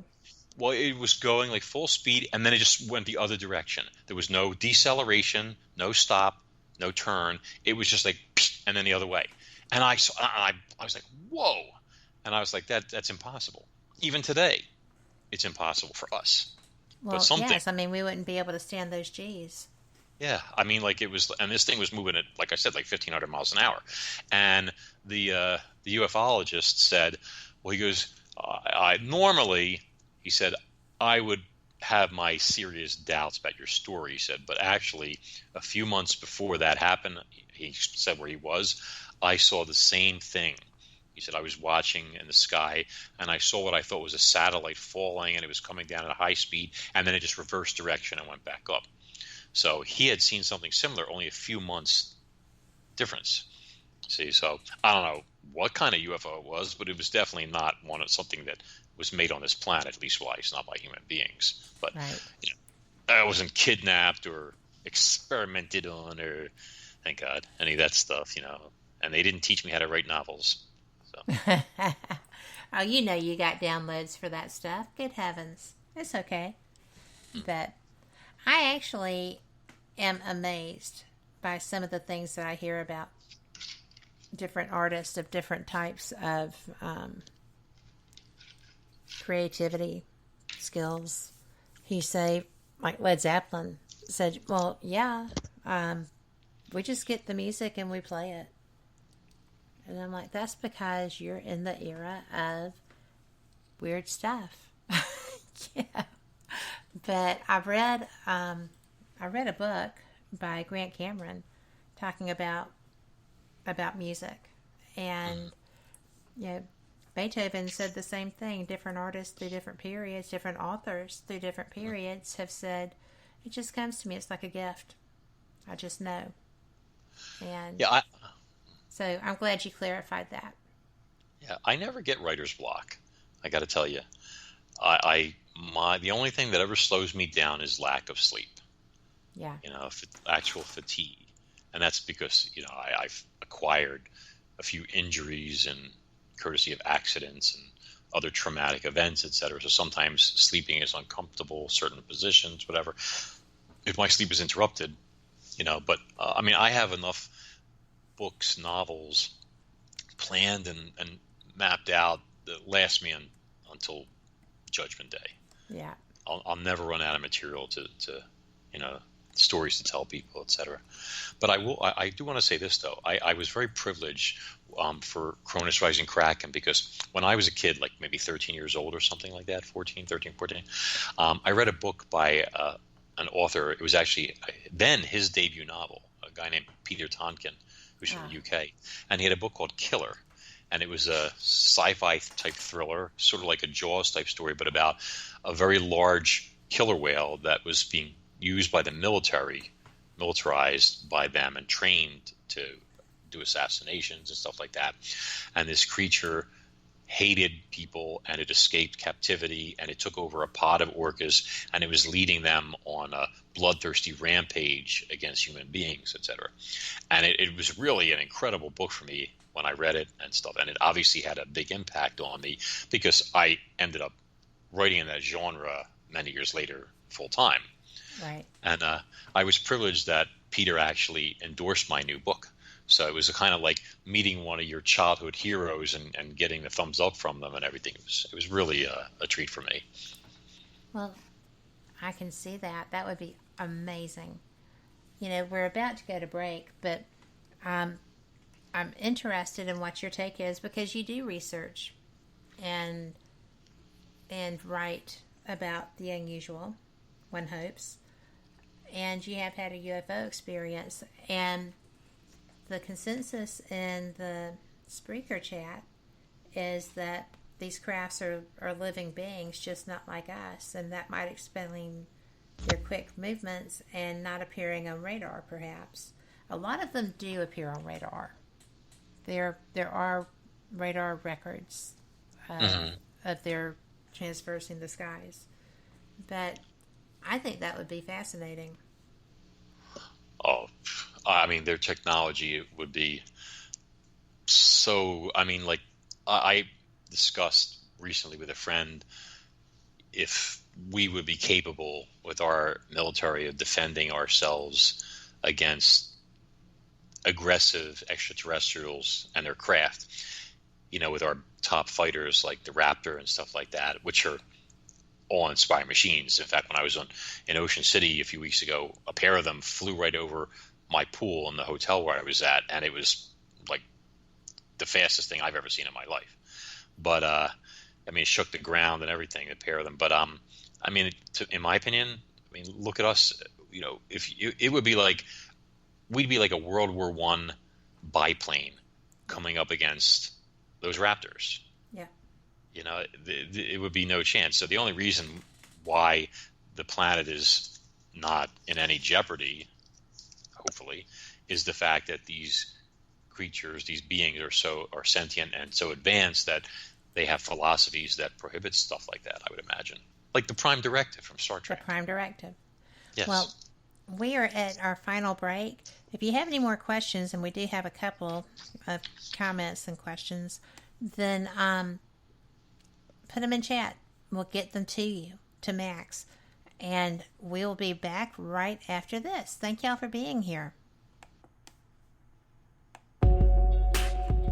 You're listening to WBHM Digital Broadcasting, the best in paranormal talk, only on Paranormal Experience Radio, broadcasting live out of Birmingham, Alabama.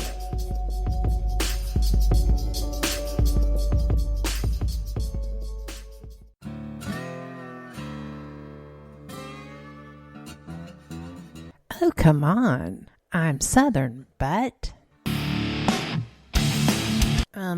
nope.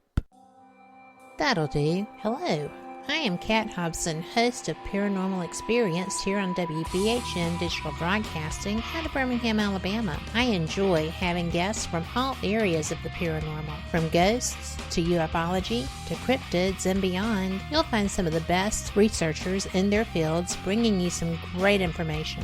Join me on Wednesday nights from 8 to 10 p. Eastern here on WBHM Digital Broadcasting. Since 1948, Fate magazine has brought you reports of the strange and unknown, all of them true. Fate Radio is carrying on that tradition, bringing you the unusual, macabre, strange, and bizarre. Join host Kat Hobson Sunday nights from 8 to 10 p.m. Eastern on WBHM Digital Broadcasting.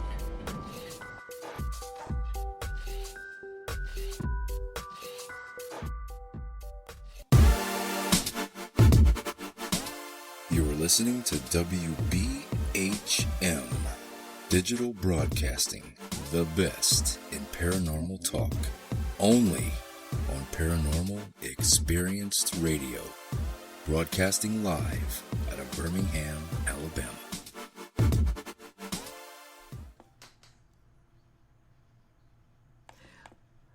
Welcome back to Fate Mag Radio. We are in our final segment of the evening. We are just having a blast here. I hope that you have been able to enjoy the whole show. If you had to miss a segment, that's okay, because you can find us all over your internet. Our archives are on iHeart, Spotify, iTunes, Deezer. We are just everywhere. YouTube, pretty much anywhere you want to be, any place you subscribe, you will find us. So I am so glad that you're here, because this has been a fascinating show with my guest, Max Hawthorne. Max, we were talking about all kinds of things. We were talking about UFOs. We were talking about, the super predators, the great whites, and the bulls, as well as the sea turtle that was reported, that is actually pinned to your page, one of your pages. And I would like to know what you think. I would like to know what you think of all these reports that, now we've gotten to the point of declaring UFOs a strategic danger, and that narrative is being played loud and hard, that there's no longer any possibility as far as they're going to be friends and they're going to lead us into the future and things of that nature. Now they are being tested as threat analyses as opposed to just species. So do you think that the narrative is being pushed there? So who has this been, I know the government, like NASA, I believe recently acknowledged that UFOs were real. Yes.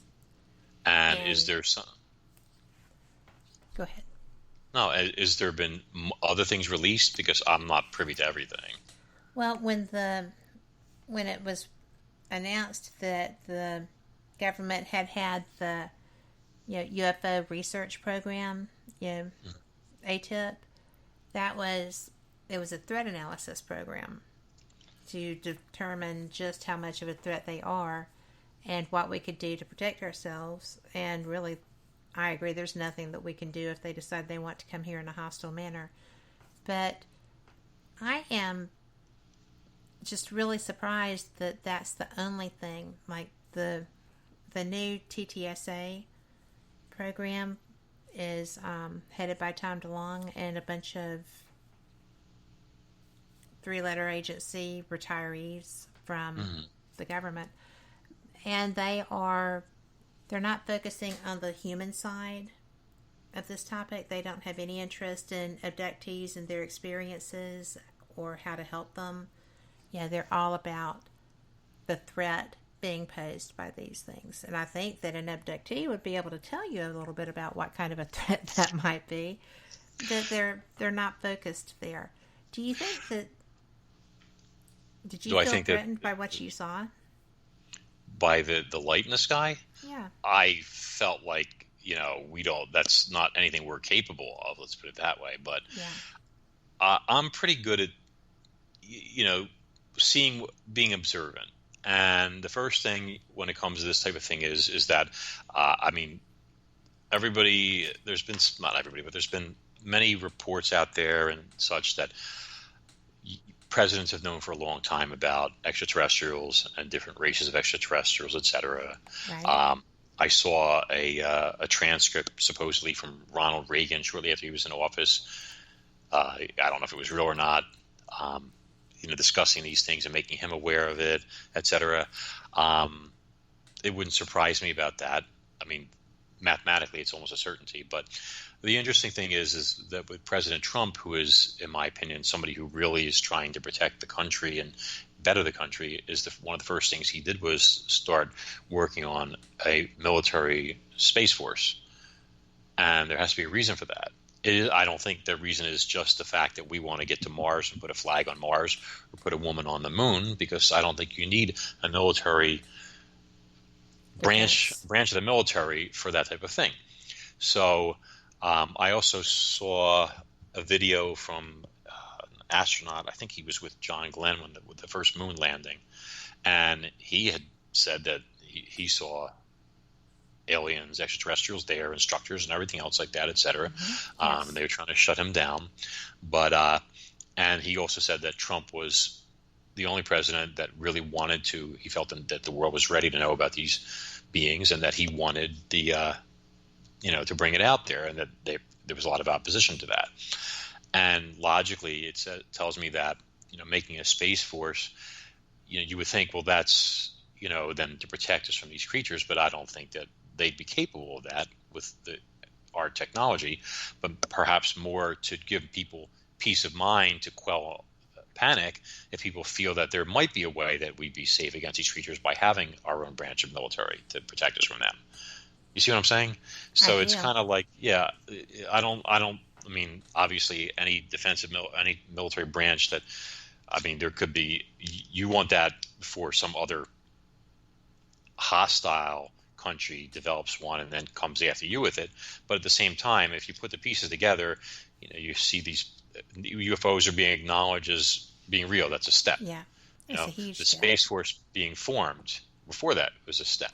Okay, so I think that, in my opinion, I think they're doing these baby steps to prepare people. You see how much people can take as they start to bring the truth out. That's just my feeling on the subject. I don't have any inside information, but if you put the pieces together, there seems to be a chain forming there. And it would be great to, for the truth to come out and to know this, and hopefully for the betterment of the human race and the planet. Well, I agree with you. I think that there's so many opportunities to be had if we just, don't make them angry enough to just blow us out of existence in the meantime. I do want to let people know that we do have a winner for the poster, and that winner is April. And that was close your eyes, spin it around, and put your pen where it lands. And so that's April. And cool. Who just happens to be able to receive that because she has just moved into her new home. So, excellent. Last week, it would have been a little sketchy. So she has been waiting patiently on her closing when she moved across the country. So, with 7 children. So she is a stronger woman than I am, because that's scary to me. All boys. So, yay! The crowd goes wild. I actually have that. Let's see. So,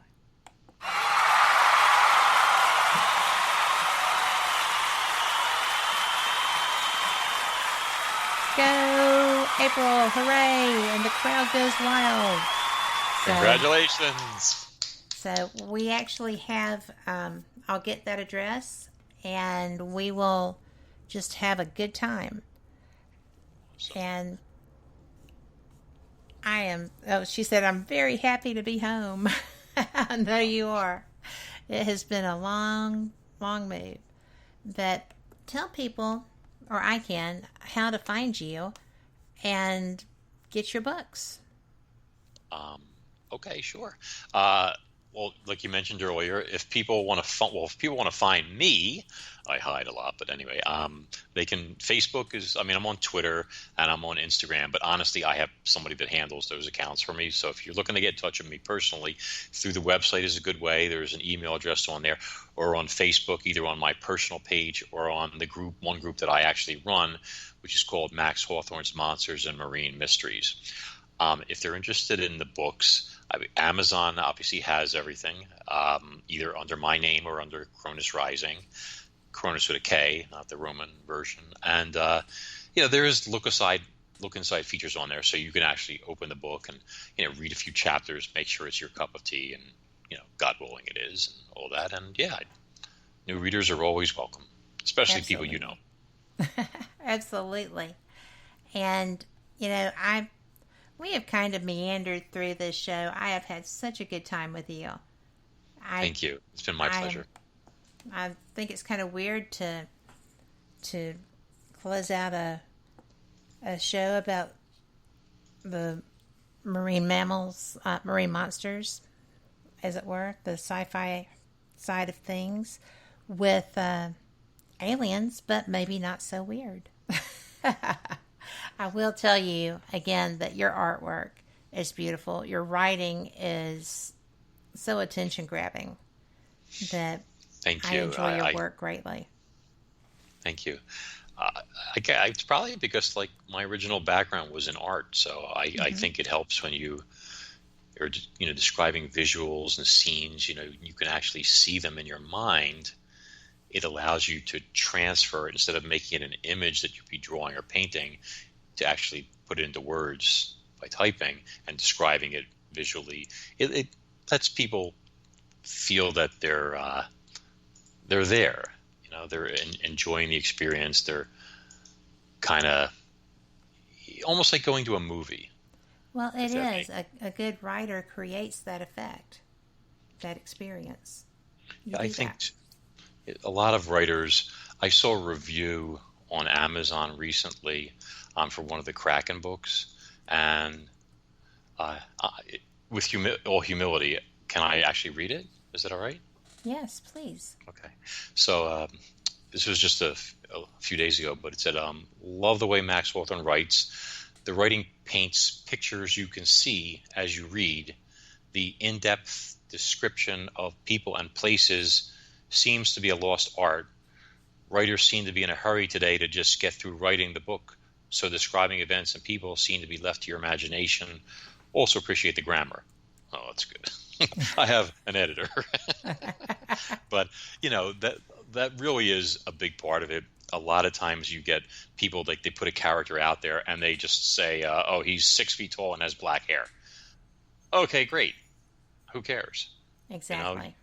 You want the person to be able to relate to the person you're talking about, their protagonist or hero, and see him or her and know the expressions on their face and their little personality quirks and how their body moves. And you want to have all that, and you give it to them bits and pieces and work it in as part of the narrative and part of the story and through dialogue, etc. And if you create all this stuff for them, then they appreciate the character and they relate to the character and they worry about the character and they want, something bad's happening to that character, they're concerned about it, and that's what you want. If you just tell people just the bare bones stuff because you want to do a minimum word count, or your publisher wants to keep the book as small as possible to maximize profits, then you're shortchanging your reader. And I will never do that. Right? My job is to be the best entertainer possible. There's a million other authors out there, and I mean a million.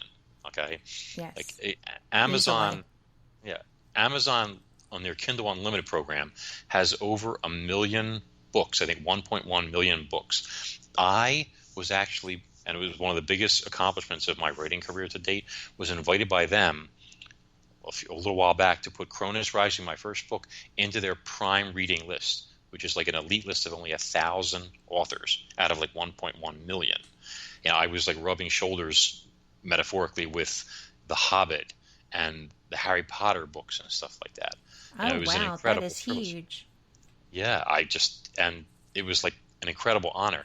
And things like that, like if you chintz out on people, and you could go to the movies then.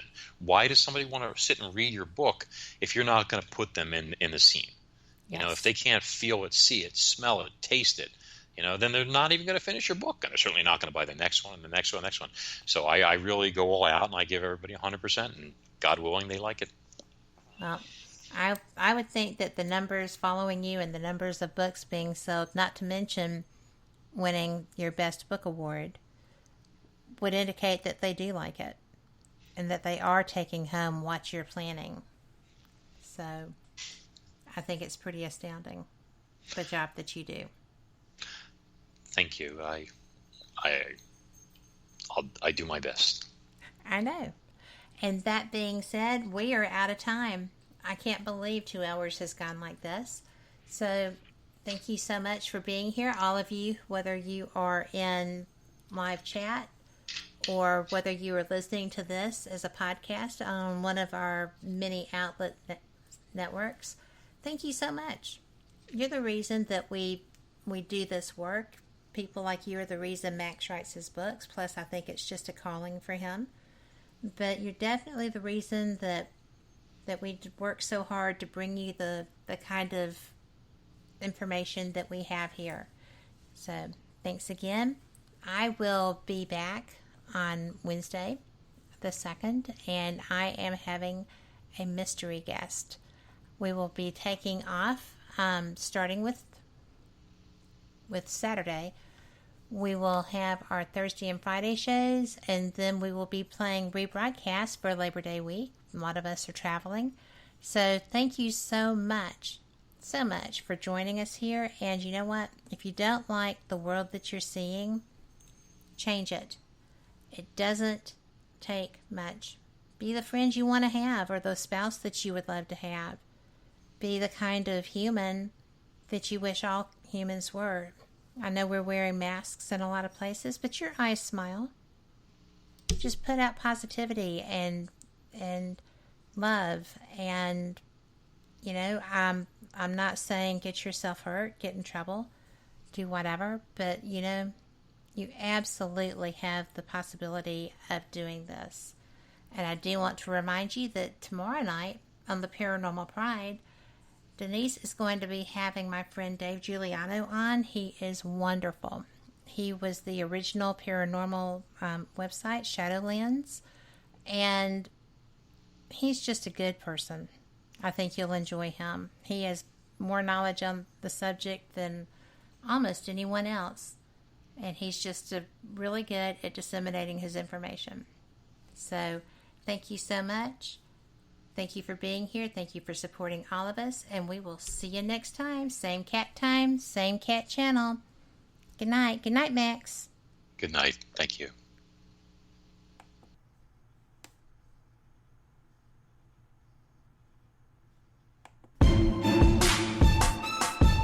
You are listening to WBHM Digital Broadcasting, the best in paranormal talk, only on Paranormal Experience Radio. Broadcasting live out of Birmingham, Alabama.